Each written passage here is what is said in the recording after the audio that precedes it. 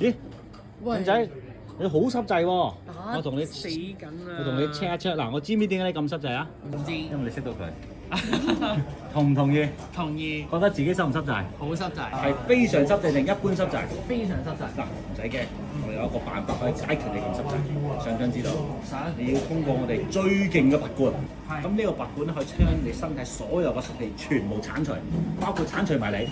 冇問題。咁你真係掂啦！嗱，咁樣你有呢個決心，可能會慘叫嘅噃。係痛苦呢個折返人間，你有冇咁嘅心理準備？咁你係咪真係要徹底剷除自己嘅濕滯？係，努力加油，好唔好？一定掂，一定掂，加油！冇問題。出發！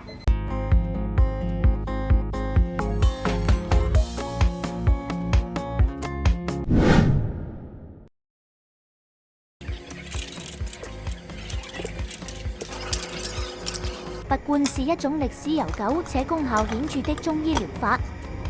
從專業角度來講，它能有效促進血液循環。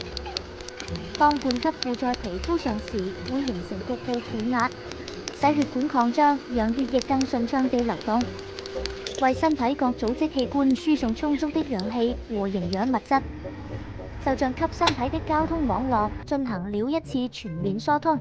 拔罐還具有驅風散寒的作用。